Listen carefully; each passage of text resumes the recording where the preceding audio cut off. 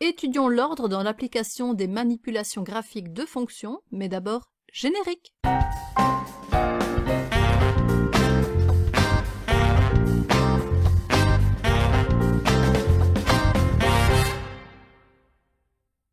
Lorsqu'on applique une translation verticale et une translation horizontale sur le graphique d'une même fonction, l'ordre dans lequel on applique ces deux manipulations n'a aucun impact sur le graphique final. Autrement dit, on peut d'abord faire la translation horizontale avant la verticale et inversement. Par contre, pour appliquer une translation et une déformation au graphique d'une même fonction qui agissent en plus toutes les deux sur la même variable, c'est-à-dire toutes les deux sur les abscisses ou les ordonnées, il est primordial de d'abord effectuer la déformation et ensuite la translation. Si on ne respecte pas cet ordre, eh bien on n'obtiendra pas le bon graphique.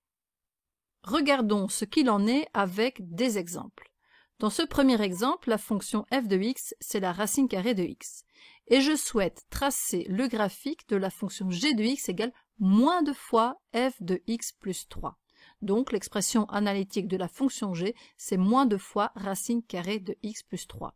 Donc on repère ce moins 2 associé à la racine carrée et plus 3 en dehors de cette racine carrée.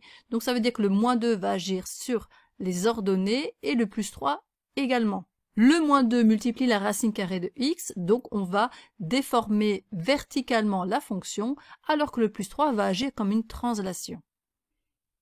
Il y a donc deux manipulations graphiques à effectuer. On multiplie chaque ordonnée par moins 2, ça c'est la déformation, et ensuite on ajoute 3 à l'ordonnée de chaque point. Et ça, c'est la translation. Je vais effectuer les deux manipulations d'un coup.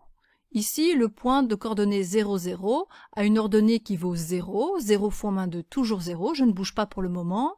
Et là, je vais maintenant ajouter 3 à l'ordonnée, et donc j'obtiens le point 0, 3. Ensuite, pour le point 1, 1, je multiplie l'ordonnée par moins 2, ce qui vaut moins 2, et j'ajoute 3, donc le hasard fait que je retourne au point 1, 1. Si maintenant j'observe le point 4, 2, que je multiplie son ordonnée par moins 2, j'ai moins 4, et à moins 4, je dois ajouter 3, j'ai donc moins 1. Les abscisses n'ont pas changé. Je relis maintenant ces points.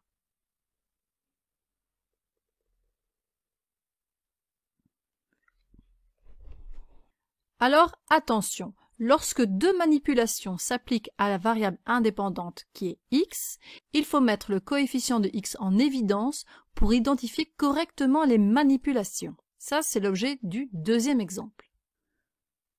Dans cet exemple, je pars du graphique de la fonction racine carrée de x et je souhaite tracer le graphique de la fonction g de x égale f de moins 2x plus 3. Je veux donc tracer le graphique de la fonction racine carrée de moins 2x plus 3. Alors je retrouve un coefficient moins 2 et un coefficient 3 sous la racine carrée. Ça veut dire qu'ils vont intervenir tous les deux sur les abscisses des points, mais je ne sais pas si je dois d'abord utiliser le moins 2 ou le plus 3. Ce qu'on va faire, c'est mettre moins 2 en évidence sous la racine carrée. On met le coefficient de x en évidence. J'obtiens alors moins 2 fois, entre parenthèses, x moins 3 demi. Et malgré les apparences, la tâche est maintenant plus simple. En fait, je vais d'abord m'occuper du moins 2 et ensuite du moins 3 demi. Il y a donc deux manipulations graphiques à effectuer. On divise chaque abscisse par moins 2 et ensuite on soustrait moins 3 demi à l'abscisse de chaque point. Évidemment, soustraire moins 3 demi revient à ajouter 3 demi. Pour le point de coordonnées 0, 0, si je divise l'abscisse par moins 2, je reste en 0, 0.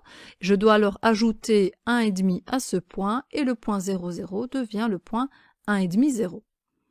Pour le point de coordonnées 1, 1, en divisant l'abscisse par moins 2, j'ai moins 1,5 et j'ajoute 1,5, donc le hasard fait que je vais retrouver le point de coordonnées 1, 1.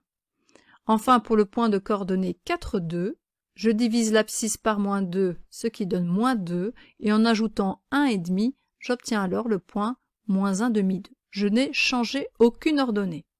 Il me reste à relier ces points.